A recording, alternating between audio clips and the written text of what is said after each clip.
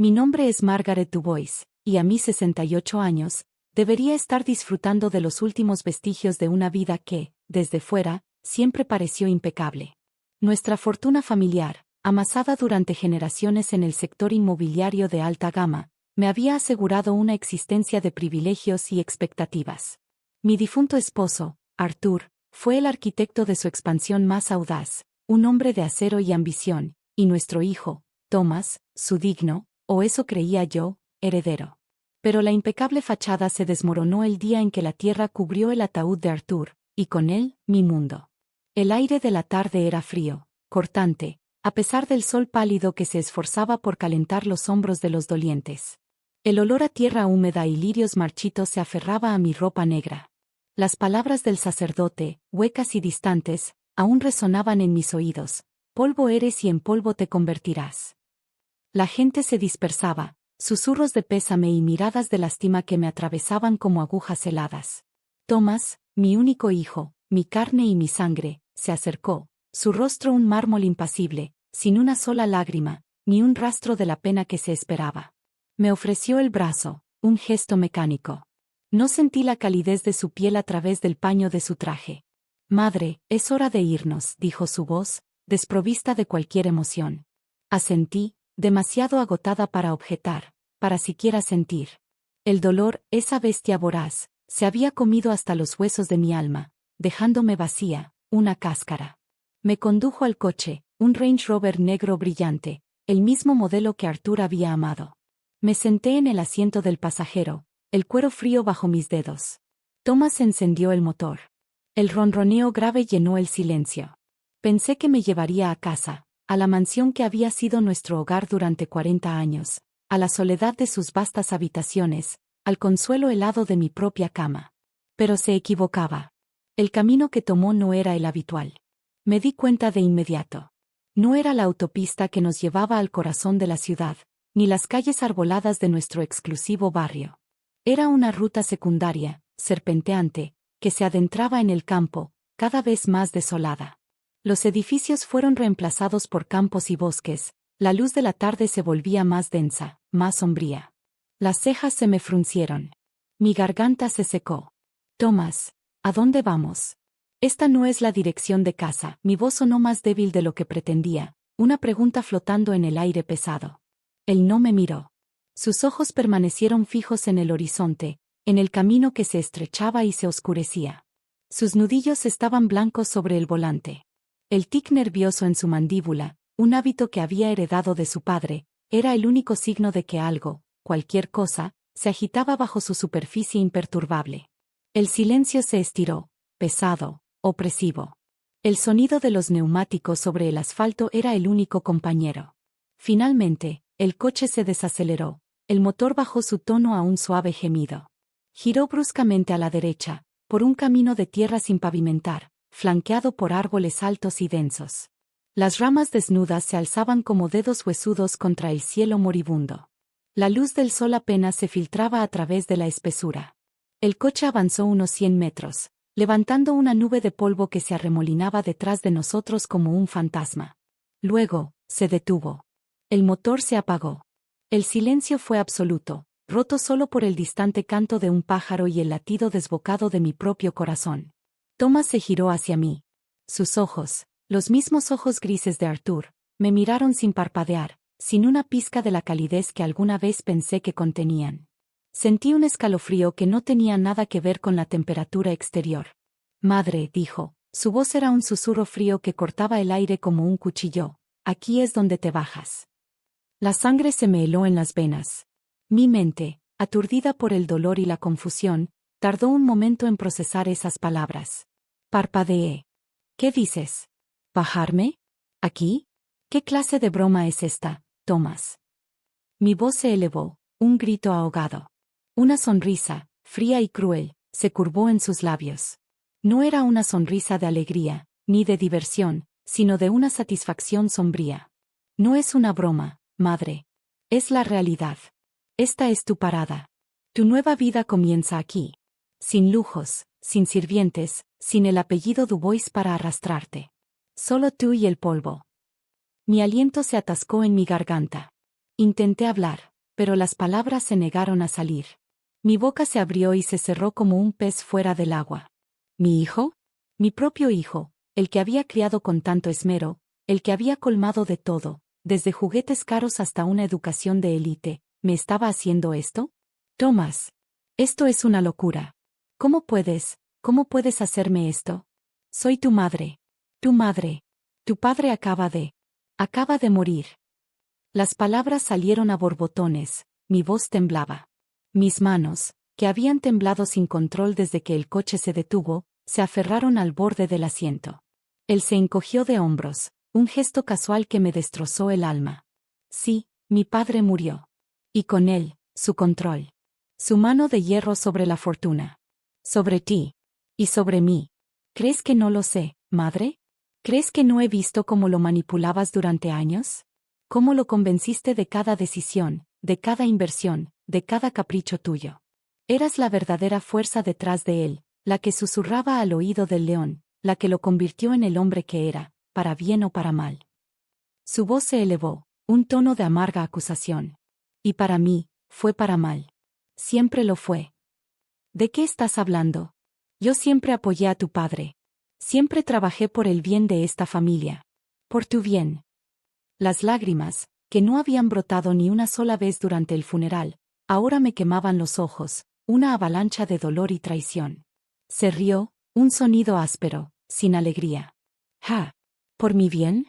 ¿Crees que no recuerdo las vacaciones que arruinaste con tus quejas constantes?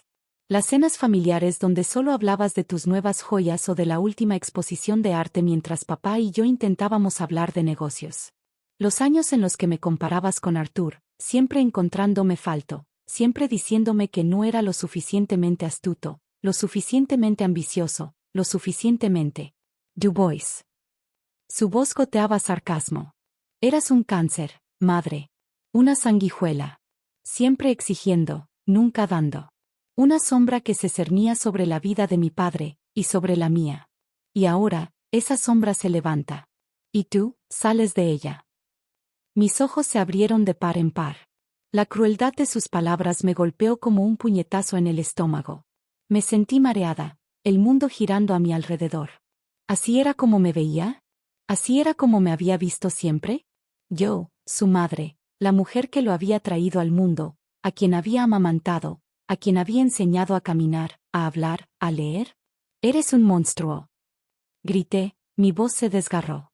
Mis manos se aferraron a su brazo, mis uñas se clavaron en la tela de su traje, mi cuerpo temblaba incontrolablemente. No puedes hacerme esto. No puedes. Soy Margaret Dubois. Tengo derecho a todo. A la mansión, a las acciones, a los fondos. Arthur nunca lo habría permitido. Una expresión gélida se instaló en su rostro. Me apartó con un empujón suave pero firme.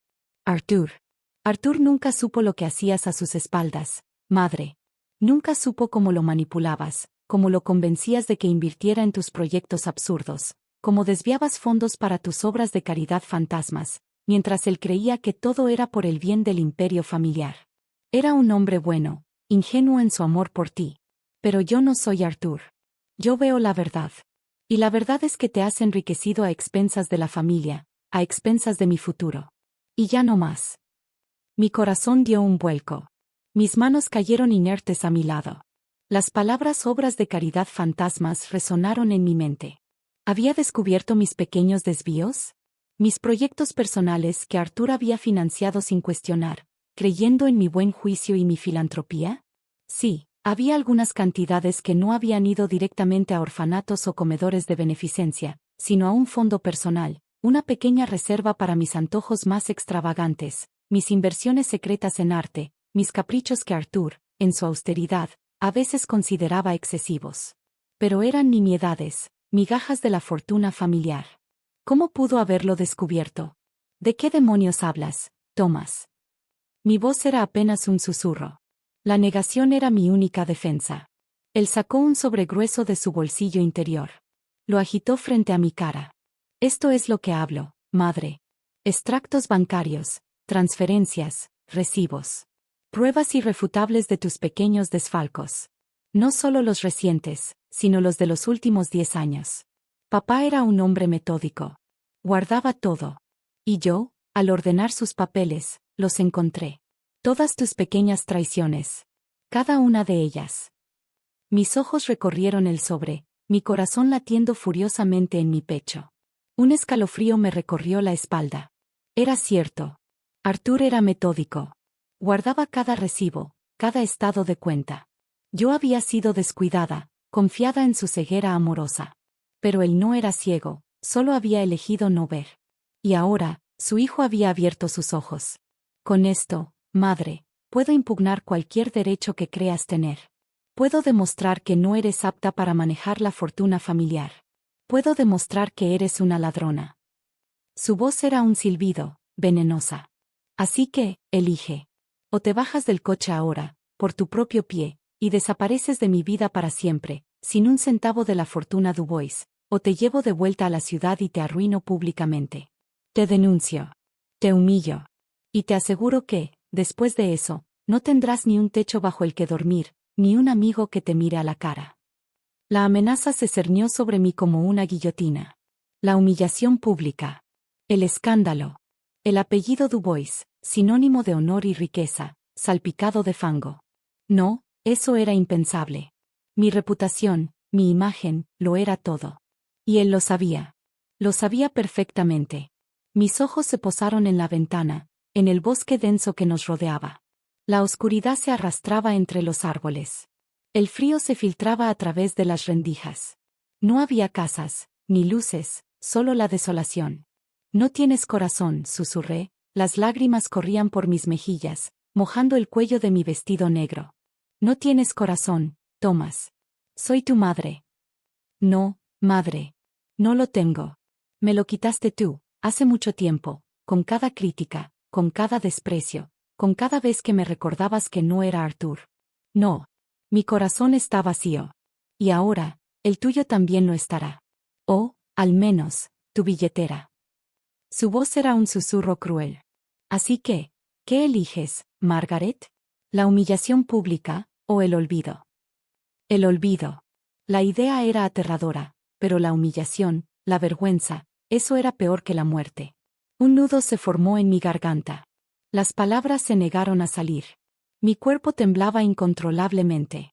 Bien, dijo Thomas, interpretando mi silencio. Desabrochó mi cinturón de seguridad. Abrió la puerta del coche con un golpe seco. El frío del bosque me envolvió, un escalofrío que me llegó hasta los huesos. El olor a tierra húmeda y hojas muertas llenó mis fosas nasales. Sal, ordenó, su voz era un látigo. Mis piernas se sentían como gelatina. Me arrastré fuera del coche, mis pies apenas encontrando el suelo. El barro del camino de tierra se manchó en mis zapatos de tacón, caros, pero ahora inútiles. Me tambaleé. Me giré para mirarlo, mi rostro empapado en lágrimas, mi alma desgarrada. Esto no quedará así, Thomas, le dije, mi voz apenas audible, un juramento tembloroso. Te arrepentirás de esto. Te lo juro por el alma de tu padre. Él se rió, un sonido hueco. No lo creo, madre. Y si lo hago, será un arrepentimiento menor que el de haberte tenido en mi vida. Adiós, Margaret. Que la soledad te sea leve. Y con esas palabras, cerró la puerta. El clic resonó en la quietud del bosque. El motor volvió a encenderse, un rugido que desgarró el silencio. El coche giró, las luces traseras rojas se alejaron rápidamente, levantando una nube de polvo que me envolvió. Me quedé allí, de pie en la oscuridad creciente, el viento gélido azotando mi cuerpo, mi vestido negro ondeando a mi alrededor como una mortaja. El sonido del motor se desvaneció, hasta que no quedó nada más que el susurro del viento entre los árboles y el eco de mi propio aliento entrecortado. Estaba sola. Completamente sola. En medio de la nada. Sin dinero, sin teléfono, sin un alma a la vista. El sol se había puesto por completo, sumergiendo el bosque en una oscuridad impenetrable. El miedo, crudo y primitivo, se apoderó de mí. Un grito desgarrador brotó de mi garganta, un ¡ah!, que se perdió en la inmensidad del bosque, sin respuesta. La noche se cernió sobre mí como un manto pesado. El frío era insoportable. Mis pies, en sus zapatos de tacón, se hundían en el barro. El viento ululaba entre los árboles, un lamento fantasmal que parecía burlarse de mi desesperación. Caminé. No sabía a dónde iba, solo que no podía quedarme allí. Cada paso era una tortura, el dolor punzante en mis pies, el frío que me calaba hasta los huesos. El vestido de seda no ofrecía ninguna protección.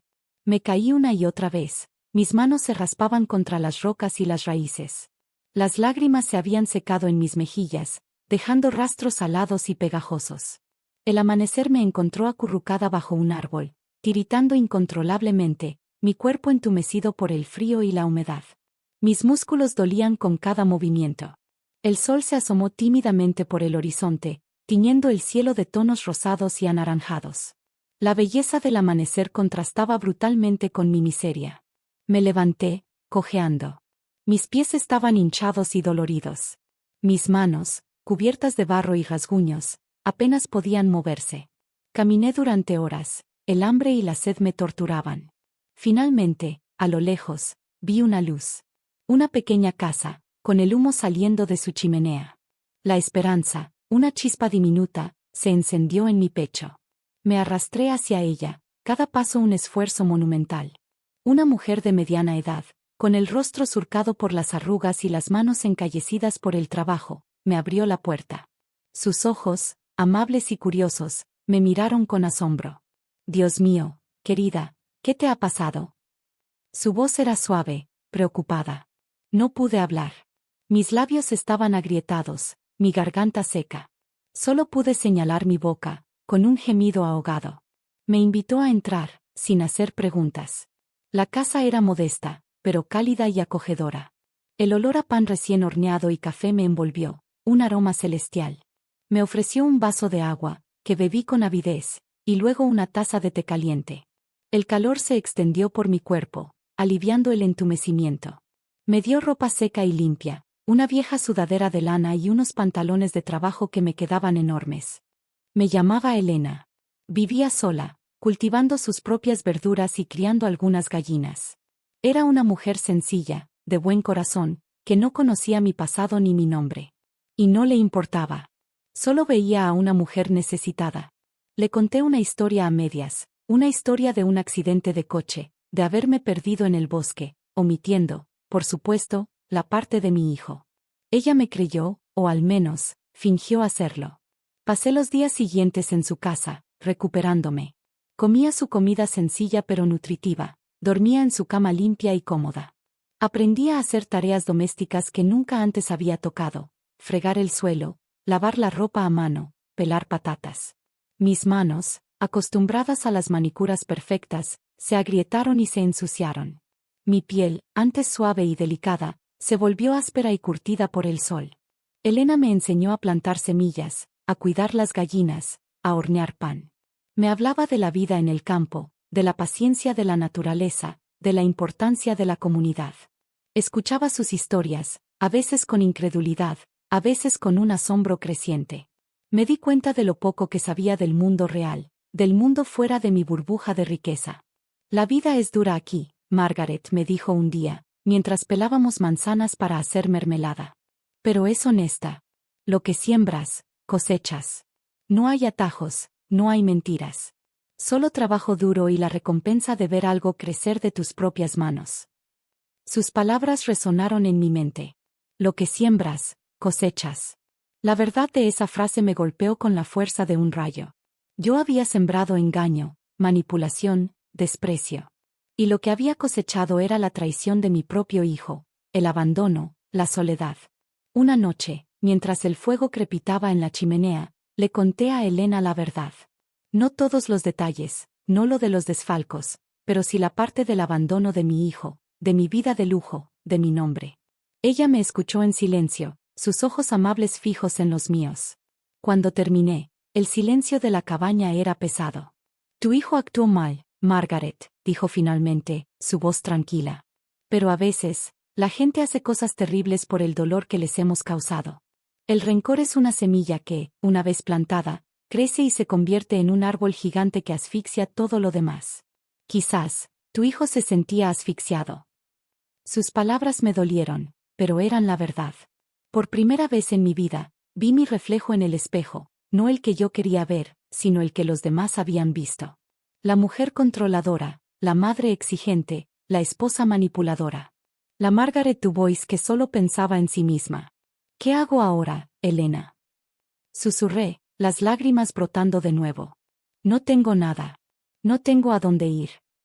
Ella me tomó la mano, sus dedos ásperos y cálidos. Tienes la vida, Margaret. Y tienes una oportunidad. La oportunidad de empezar de nuevo. De ser una persona diferente. Aquí, en el campo, no importa de dónde vengas, ni quién fuiste. Solo importa quién eres ahora, y quién quieres ser. Y así, me quedé. No tenía otra opción. Elena me ayudó a encontrar un pequeño trabajo en una granja cercana, cuidando animales y ayudando en la cosecha. Era trabajo duro, extenuante, pero la satisfacción de ver los frutos de mi esfuerzo, de sentir el sol en mi piel y la tierra en mis manos, era algo que nunca antes había experimentado. Aprendí a valorar cada comida, cada noche de sueño, cada conversación con Elena y los pocos vecinos que conocí. Mis manos se endurecieron, mi cuerpo se fortaleció. Mi mente, antes llena de preocupaciones triviales sobre la moda y las apariencias, ahora se centraba en la supervivencia, en la simplicidad de la vida. A veces, por la noche, recordaba la mansión, los sirvientes, las joyas, los vestidos de seda. De nostalgia me escapaba, pero duraba poco. La verdad era que, a pesar de todo, me sentía más libre, más viva de lo que nunca había estado en mi jaula dorada. Pasaron los meses, luego un año. Me convertí en una parte del pequeño pueblo rural. La gente me conocía como Margaret, la mujer fuerte que trabajaba en la granja, la que siempre tenía una sonrisa y una palabra amable. Nadie conocía mi pasado, ni la fortuna que había perdido, ni el hijo que me había abandonado. Y yo, por primera vez, no quería que lo supieran. Mi identidad ya no estaba ligada al apellido Dubois o al dinero. Estaba ligada a la tierra, al trabajo, a la comunidad. Un día, mientras estaba en el mercado del pueblo, vendiendo las verduras que había cultivado, vi un rostro familiar. Un hombre alto, con el cabello canoso y una expresión cansada. Era el abogado de Arthur, el señor Davis. Nuestros ojos se encontraron. Su mandíbula cayó. ¿Margaret? Señora Dubois. Su voz era un susurro de incredulidad. Mi corazón dio un vuelco. El pasado me había alcanzado. Me sentí un instante de pánico, pero luego, una extraña calma me invadió. Hola, señor Davis, le dije, mi voz tranquila. Él se acercó, sus ojos escudriñándome de arriba abajo. Mi ropa sencilla, mis manos ásperas, mi rostro bronceado por el sol. Pero, ¿qué hace usted aquí? ¿Por qué? Estoy viviendo mi vida, señor Davis, le interrumpí, con una pequeña sonrisa. Una vida muy diferente, es cierto. Pero una vida, al fin y al cabo. Él dudó, luego se inclinó y bajó la voz. He estado buscando a Thomas. Desesperadamente. Necesito hablar con usted. Él ha arruinado la empresa. Completamente. Después de la muerte de Arthur, él tomó el control total. Hizo una serie de inversiones desastrosas, proyectos arriesgados. Liquidó activos clave, vendió propiedades a precios irrisorios. Y lo peor es que se ha fugado con el resto del dinero. Desapareció hace meses, dejando la empresa en bancarrota, con deudas monumentales. Los acreedores lo buscan. La policía también. Mis ojos se abrieron de par en par. Thomas. Mi hijo. El que me había abandonado por mi codicia y mis desfalcos. Él mismo había destruido el imperio que Arthur había construido con tanto esfuerzo. La ironía era tan amarga que casi me reí, un jajajaja, que sonó hueco y seco. ¿Se ha fugado? Pregunté, mi voz apenas un susurro. Sí. Se llevó hasta el último centavo. El nombre Dubois está manchado para siempre, señora. Arruinado. Me temo que no queda nada. Ni la mansión, ni las acciones, ni un solo fondo. Todo se ha ido. Él lo destruyó todo. Sentí una punzada de algo parecido a la lástima, pero fue fugaz. Mi hijo, en su afán por castigarme, por liberarse, había destruido el legado de su propio padre, el mismo legado que él creía que yo había comprometido. Había caído en la misma trampa que había acusado a otros de poner. La avaricia, la impaciencia, la falta de escrúpulos. ¿Y qué hay de mí, señor Davis? Le pregunté, mi voz serena. Supongo que no queda nada para mí. Él me miró con pesar. Me temo que no, señora. Legalmente, usted no tenía acceso directo a esos fondos. Todo estaba a nombre de la corporación. Y ahora, la corporación no existe. Asentí. No sentí el dolor que esperaba. Solo un vacío, y luego, una extraña sensación de liberación. El dinero, el estatus, todo lo que había definido mi vida, había desaparecido. Y yo, por primera vez, no me sentía perdida. Gracias por la información, señor Davis, le dije. Y por favor, no se preocupe por mí. Estoy bien. Estoy mejor de lo que he estado en años. Él me miró, confundido, luego asintió lentamente. Si necesita algo, señora Dubois. No necesito nada, le interrumpí, con una sonrisa genuina. Tengo todo lo que necesito aquí. Me di la vuelta, dejando al abogado aturdido en medio del mercado, y volví a mi puesto de verduras. La vida continuó. La noticia de la caída de la fortuna Dubois llegó al pueblo a través de los periódicos, pero nadie hizo la conexión con la Margaret que conocían. Y yo, por mi parte, no la hice. Pasaron los años. Elena envejeció, y yo la cuidé, como ella me había cuidado a mí. Sus últimos días fueron pacíficos, y yo estuve a su lado, sosteniendo su mano. Cuando se fue, sentí una tristeza profunda, pero también una gratitud inmensa por la mujer que me había salvado, no solo del frío, sino de mí misma. Heredé su pequeña casa y su granja. Continué con su legado, cultivando la tierra, cuidando los animales. Mi vida era simple, pero plena. Mis manos estaban encallecidas, mi rostro curtido por el sol, pero mis ojos brillaban con una paz que nunca había conocido en mi vida anterior. Una tarde, mientras regaba mis plantas de tomate, una mujer joven, con el rostro angustiado, se acercó a mi valla. Me preguntó si era Margaret. Asentí. Ella me entregó una carta, el sobre arrugado, la letra temblorosa. Era de Thomas. Abrí la carta con manos temblorosas. Su contenido era breve, apenas unas líneas garabateadas. Hablaba de miseria, de arrepentimiento, de enfermedad. Decía que había perdido todo, que estaba solo y enfermo, y que se arrepentía de lo que me había hecho. Me pedía perdón, y me imploraba que fuera a verlo, que lo ayudara. Mi corazón se apretó. Una punzada de dolor, un ay de compasión, me atravesó. Mi hijo. El mismo que me había abandonado a mi suerte. Ahora estaba solo, enfermo, arruinado. La justicia poética se había manifestado. Lo que siembras, cosechas. Me senté en el porche, la carta en mis manos, el sol de la tarde filtrándose entre los árboles. Pensé en el pasado, en la Margaret Dubois de antes, la mujer que habría corrido a socorrer a su hijo, no por amor incondicional, sino por el deber, por la apariencia, por el miedo al escándalo. Pero esa Margaret ya no existía.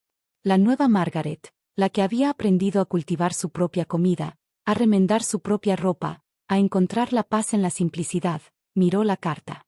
El rencor, el dolor, la traición, todo eso se había desvanecido, reemplazado por una tranquila aceptación.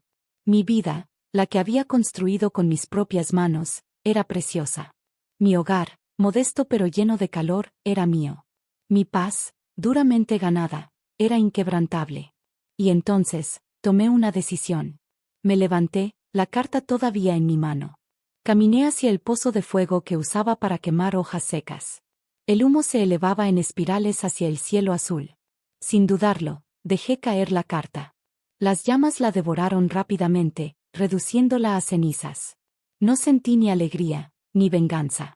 Solo una quietud, una sensación de cierre. Me senté en mi porche, observando el atardecer.